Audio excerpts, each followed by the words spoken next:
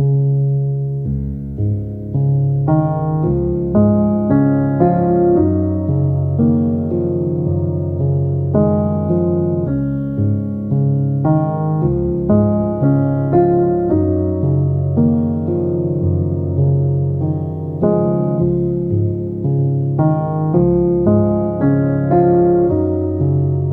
guys, welcome back to my lilac hill. It is a very windy day, but I've got to get out here and get my peas and potatoes in the ground. I'm actually about a week and a half, 2 weeks behind where I wanted to be, but we've been super busy and I have a lot to catch you up on, and I'll do a little bit of that in this video. But one thing I wanted to show you is right here. We got the high tunnel, and I am so sorry if there's wind noise. I will try to block it as best I can. But we got the arch trellis. I think I might have just said high tunnel. I'm exhausted. I'll tell you why here in a minute. But we got the cattle panel trellis set up in the garden. And so today I'm going to be planting some peas along this. By the time the peas terminate, I'll be able to put in some cucumbers and things like that. So I'm going to go ahead and get these peas planted. I'm also down at the other end, same row, but other end, I'm going to put my potatoes in today.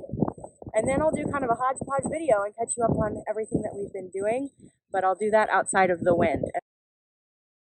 So I'm out here in the garden trying to plant the peas, and Kyle pointed something out to me that is pretty funny. We planted all of our wedding flowers, or I planted all of our wedding flowers in this garden last year. And let me show you something. So right here popping up, and here, and there's one, and there was another big cluster. Here's another one. But our wedding flowers are reseeding themselves, so it'll be interesting to see what all volunteers over here from last year's garden, but I'm just going to let them grow. We are expected to get into the 20s again this week, so they may die, but we'll see. I am so sorry about the wind, but I wanted to show you really quick. You can see the garlic is starting to come up, which is wonderful. I'm regretting not planting more, but because I had it, I just thought I didn't have enough, but I had plenty, and I'm very excited about how it's looking so far. I'm going to get back to helping Kyle, or rather Kyle is helping me, but plant the rest of these potatoes and get back inside out of the wind. What do you think, Murphy? Oh, what do you think? Well, I just got back inside from planting the potatoes. Kyle was gracious enough to help me quite a bit with that. So just got done. I'll show you a few pictures of what we worked on out there. It was so windy. I don't know what is going on, but lately we've had nothing but wind. But anyways, I wanted to tell you a little bit about where we were yesterday, and then I'm gonna give you Kyle's perspective as well here in a little bit. So we went to the Mo Homesteading Expo in Warrensburg, Missouri yesterday. This homesteading expo was put on by a friend of ours, basically almost family member. They own a really big market garden just south of where we live, and they do a lot of the farmers markets and everything. And her and one of her friends, they decided to put on this event. They asked me back in December or January if I wanted to hold a booth, which I agreed to right away to help out. And then she also asked me if I wanted to be a speaker or a presenter at the event, and I've never done any sort of public speaking for my business or for homesteading, so I very quickly turned her down. And then she asked me again, and I decided, okay, I could probably do something. So I put together a presentation, and as I was working on it, I actually got pretty excited about it, and so I did present yesterday. My husband did also present. I'll let him talk about his part of it. He did a great job. He actually did a presentation and a demonstration on rotational grazing and soil health. And then mine was on my passion for homesteading, my journey over the last 10 years of homesteading, and all of my goals and where I plan to take my homesteading business and how I plan to get the community involved. And I think it went really, really well. It was my first time ever doing a vendor booth, and I was very pleased with the profit that I made. And I got to meet a ton of really cool people, have a lot of good conversations with them. And really, it was great to get my name out there and expand my brand a little bit. Met a lot of other farmers and homesteaders in the area that I hope to be able to work with again soon. And it was really fun to watch my husband in that element that is not really his element, but I'll let him talk about that. But I'm more usually kind of in the background type of a person, a little bit quieter, more reserved. I don't enjoy public speaking, or I didn't until yesterday. I actually really enjoyed it. But I was really proud of myself for stepping out of my comfort zone and doing that. And I'm really looking forward. I've been asked to come back next year and do my presentation again. Evidently it went over very well, which I'm very pleased with. And I accepted. So Lord willing, I will be there next year to present again. Probably something similar, but a little bit different as far as the topic. And it was filmed. It was not filmed on my camera though. So once I have that footage, I will be able to share my presentation with you. Kyle's was actually filmed on his phone. So I think we're going to put that on his YouTube channel. I'll leave all that information in the description box for you. But here in just a couple minutes, I'm going to interview Kyle and see kind of what he thought about the Homesteading Expo from a commercial farmer standpoint. And I think that'll be kind of interesting. And then over the last couple of weeks, I wanted to share a lot of things with you, but I just was so busy getting ready for the vendor fair. And I run 2 small businesses, so I had my other business that I was working on. I'm plant starting and watching my son all day, so I've been very busy. But I wanted to catch you up to date on some of what my seedlings look like, which I'm standing right next to them. So they're looking pretty good. And we have some new animals on the farm as well. So we decided to get Miles a bobby calf for him to raise up and to learn some responsibility with. So I'll throw some pictures in here of that. And at some point I'll try to get some footage of him taking care of his calf. If he wants to be filmed, let him choose for himself. He's only 4 years old, but he does have his opinions. So we'll see what he wants to do. If not, I'll do some filming on the days that he goes to his dad's. I take care of the bobby calf by myself, or Kyle does by himself. So we'll get some footage of the calf in one way, shape, or form for you. And then we also got some ducks. I've been wanting ducks for quite a while, and Kyle knew that. And Kyle and Miles went into town the other day to MFA, and there was one lonely little duck left. And so they bought the one little duck and brought it home. And then, of course, I went out and got it 6 little duck friends because I didn't want the duck to be by himself. Although he would have had 300 plus chickens to hang out with, but I just didn't want the duckling to be by himself and be lonely. So we got him some friends, and now we have ducks. They are over at my in-laws in the brooder house right now, keeping warm. But once we get them brought over here on the homestead, you'll see a lot more footage of them. And I think it'll be a lot of fun. So we'll see. And then here shortly, I'm going to be starting to work with Buttercup, our milk cow. She is hopefully bred and will be calving somewhere around August. And so right now she's nice. She's not an aggressive cow by any means, but she's not been worked with.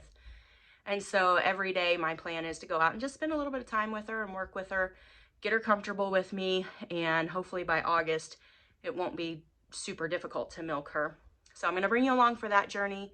I haven't filmed anything over the last couple weeks because it has just been insane around here. Spring has sprung and we are so busy. I've got all my seedlings going and getting ready for the CSA program. We're getting ready to repaint the wash house building. We're going to turn part of it into a farm store for this growing season to sell some extra produce out of. Like I said, I was getting ready for this vendor fair. I was preparing my speaking presentation. Of course, Miles is home with me 24/7 now. Well, on the days that he's here, of course, he does spend some time at his dad's house as well. But on the days that he's here, he's with me nonstop, which is a blast. I don't ever want to go back to him being in daycare. I've loved having him home. But sometimes it's a challenge to get it all done, to get the farming done, my other small business done, working with my clients for my other small business, keeping them satisfied and resting and getting my garden. It's a lot of work, but I wouldn't trade it to go back to an office job ever, ever, ever. So I love everything that I'm doing. It's just, it does keep me kind of busy. And so sometimes I'm just not in the mood to film because I just have to get things done. And that's fine. But when I do have time to film, I really love sharing all of this with you guys on YouTube. And of course, I share these videos on Facebook as well. So anyways, that's kind of my update, scatterbrained random update for the last couple of weeks. Hopefully here over the next couple of weeks, I'll be able to give you some more content and some footage into what we're doing on the farm. But now I'm gonna go track down my husband. I think he's out in the driveway working on the neighbor's dirt bike. So when he gets done with that, I'll go ahead and interview him and you'll get to see his perspective of the homesteading event. I was telling everybody that you have a little bit different perspective on homesteading, being that you're a farmer, commercial farmer. Do you want to kind of give your 2 cents on that? Okay. So I got to do 2 talks yesterday myself. One was on rotational grazing, and then I did a workshop for kids. And it turned out it was a hit with adults because it was on the basics of soil health. And in my talk with the grazing, I told people I grew up in conventional, and I learned I don't really fit there anymore. But then I'm at this homesteading, and with you and your homesteading, I don't entirely fit there either, so I don't really have a tribe. Yeah. And really kind of what you talked a lot about was how you rotate with your grazing here on a larger scale, but how anyone with homesteading can kind of scale down or scale up. So yeah, in my talk, it was very much just showing what I did over the last 12 years to get our pastures where they are. But then I turned on the lights, and it was a lot about, okay, let's see what we're dealing with you guys so I can guide you and not make the mistakes I made early on. Okay. And you're planning on putting that on your YouTube channel? Mm-hmm. Yeah, okay. I'm going to be dropping it on my YouTube channel, Grumke Farms.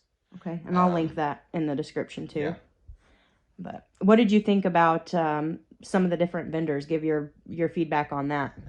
When we were setting up, I told you to take a look around. You can see there was 2 different groups there. Mm-hmm. You had what I'd call farmers, mm-hmm. And I'm drawing the ones from Higginsville. Spangler, and then the other one that was right next to him. I don't remember that. She had the baked goods. Yeah. I'll have to look back at some of my videos and post some of their stuff. You can see the different ones. They were very much, they reminded me of farm kids or that type of a person. Maybe grew up a little bit more around it. Yeah, grew up a little bit more around it. And then on the other end you had, and I don't mean this derogatory, but I called them the crunchy homesteaders, which are the ones that probably, they grew up in town in the city, but they want the slower lifestyle. Yeah, or even like I noticed a lot over the last 4 or 5 years, people starting to realize the differences in the food system and some of the brokenness of that. And there's a group of people that kind of flocked to homesteading, not because they wanted farming, but they wanted healthier food. Yeah, there was one couple I spent a lot of time talking with, probably better part of a half an hour. There's two individuals, and that was theirs when COVID hit. They realized we got to have meat in the freezer. Yeah, we got to be able to take care of ourselves when everything goes awry. Yeah, I had a lot of conversations like that too, and some people, they still don't even consider themselves homesteaders, but they like supporting people around them that are homesteaders because they don't want to do the work of growing the food themselves, but they like the quality. But that's it. It takes that because first of all, there's going to be some people, they can't fully homestead. They like their job, they make good money, and so they're good with that. Yeah. But they also might live in an apartment and all they're constrained to is a window garden or something, and they might need more than that. You can't raise a cow in an apartment. That's right. Well, and you know, some of my friends even, they love to support me because they have no desire to live this way, but they love the taste of fresh food and the health benefits of it. So I definitely think that's a lot of some of the people that came through to support the vendors for that reason too. Well, and you mentioned it in your talk that when you started talking about all these things when we were dating or first got married, I'm like, well, this is just life. This is how I grew up. Yeah. And me growing up in the city, you know, I didn't experience that. And I think a lot of the homesteaders are maybe more like me, grew up in the city, but realized there was more they needed to be doing as far as self-sustainability. But I tell you, I enjoyed it. Sitting in the booth and just talking with people coming through. It's definitely different than working a booth at a conventional ag expo, because these people see farmers can be in a depressing lot. These people were very enthusiastic and excited. Yeah. Well, and you've mentioned that just since we've dated and been married, that I still have the excitement. Everything is still new and fresh, and I'm so filled with just joy to be doing it. And you're just like, just another day. I gotta go do the chores. Yeah, you asked me here about a month ago, aren't you excited to be getting back in the field? Spring's coming. And I looked at you and said, no. I've got a lot to do before then. And it's for me, a lot of it has became mundane. Yeah. And a lot of homesteaders, you know, one of the first questions I asked in my talk was, how long have you guys been homesteading? And I asked people to raise their hands if they're in their first 5 years of homesteading. And almost all of them raised their hands. There was only the one lady, she's like, well, I've done this my whole life. Yeah, and it sounded like it was out of necessity. Yeah, and I had a great conversation with her during my presentation, and then also she came and visited my booth. But she was the one that brought up, well, let's talk about burnout. And you do get to that point. And yeah, so I think it was a really good blend of people at this homesteading expo. It was. Especially considering this is the first year that this expo even existed. What was the name of this one, by the way? Mo Homestead Expo. It was in Warrensburg, Missouri at the Johnson County Fairgrounds. And the coordinators of this event were expecting 200 to 300 people maybe. And we easily had over 1,000 people. I'd say it was closer to 1,500 came through. Yeah, it was a wonderful turnout. Very excited about next year. They're already planning to get a bigger venue for next year, and they need it. I've already been asked to come back and talk, and I believe you have been as well. And I'm excited to go back. I don't know what your thoughts are on that. I always enjoy talking. Okay. Yeah. Well, I'm excited to go back, and I'll probably do a little bit different presentation, but you know, I never did like public speaking, and I was a little nervous to do it. You know that. But really, when I got up there, I was nervous at first, but afterwards, I really enjoyed it, and I loved connecting with the audience. Well, you got about 5, maybe 10 minutes in, and then I saw you were getting a little nervous, and then you set your notes down, and like, I'm just talking about my life. Yeah. And then it got smooth from there. Yeah. So I'm excited to do it again, and I'm actually looking into maybe doing some more vendor booths and expanding on the products that I offer at a vendor booth. This was my first experience with it at all, and I think it went pretty well. You had a lot of people just reaching out, you know, how do I? Yeah, how do I do this? Or, well, a lot of people were talking to me about sourdough, and I thought it was kind of funny because I didn't offer any of my sourdough at the vendor booth, but I'm not an expert in sourdough, but I do make some, and I'm happy to share what I do. But I had some people asking if I wanted to teach some classes on that, and well, you were 30 miles away from home. Yeah. That's the secret. At home, you're just average. If you go 30 miles away from home, you're an expert. Yes. Yeah. Yeah. Well, and that's a biblical principle. Yeah. It says in the Bible, Jesus couldn't do anything for him in his hometown, and so he left. Yeah. Yeah, I thought it was a great time, and I'm looking forward to going back, and I guess we'll see, you know, what all we do between now and next year's event, whether we go to other places and speak there. But I do have my presentation filmed, and once I get that footage, I'll put it up there. But I'm going to link yours in the description box below and send some people over to your channel. Yeah, my channel is very new. Yep. Because I've always been doing just Facebook Lives, and now I figure I got very frustrated with video quality with Facebook Live. Yeah. Well, especially when you're doing your lives, you're out in the field. There's the wind, there's lack of reception out in the middle of nowhere where we live, and yeah. Essentially they're going to be the same. I'm not going to get very fancy with editing. It's going to be just like my Facebook. This is real life. Yeah. Yeah. So.